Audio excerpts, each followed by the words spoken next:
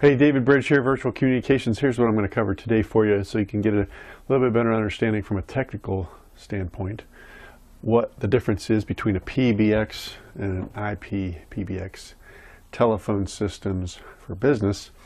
What this really stands for is a private branch exchange, and what IP-PBX stands for is Internet Protocol.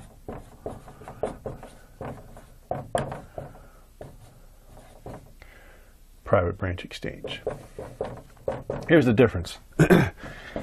Both are going to have units, control unit, where a traditional PBX is going to have the phone lines come in. Typically, you could actually have a what they are known as a PRI, a T1, stuff like that. They could be just regular telephone lines, but they're going to go directly to the PBX. And then from there to your desk telephones, cordless phones, or whatever. It's going to be in a phone closet. It's going to be mounted on the wall typically.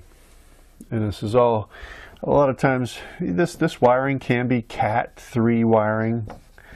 These days it's probably, if it's new wiring, it's going to be Cat 5 or more or better wiring.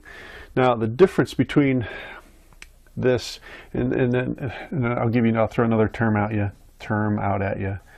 It's going to be based on TDM signaling, time digital multiplex signaling. All right, what does that mean? You know what, big deal. It's a digital signaling. I'm just going to keep it simple here for you. Now, on the other side, where you're talking about an Internet Protocol PBX, this is going to be, the lines are going to be the same unless you're using SIP trunks, which are going to be, that's another subject. I'll cover that on a different video, and I probably already have actually. But let's just say you're using the same telephone service. Your PBX now is an IP-PBX. It's going to be attached to your server, and then your telephone sets are going to be on your network, on the LAN. And then your computers are going to be connected through your phones if they're hardwired. Because what this is going to end up doing is this voice traffic is Internet Protocol traffic, or VoIP traffic. That's where the VoIP comes in. There's another way of talking about VoIP, but again, it's another video. But for the sake of this, your IP-PBX is going to be on the LAN. It's going to give it an IP address 192.168.1. Whatever, 150, say. And then all of these are going to have IP addresses.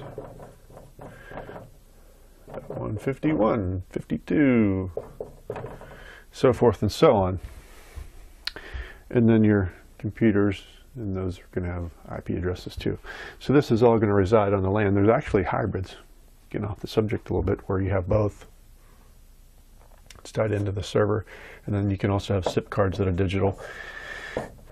You can still have digital phones, and you can have IP phones and all that kind of stuff. But that's really what the difference between an IP-PBX and a PBX is. Really, when it comes down to the user, it's all the same. You're still going to be talking on the phone. It's just a matter of what signaling and how the calls are transferred out to you and to the PSTN, Public Switch Telephone Network.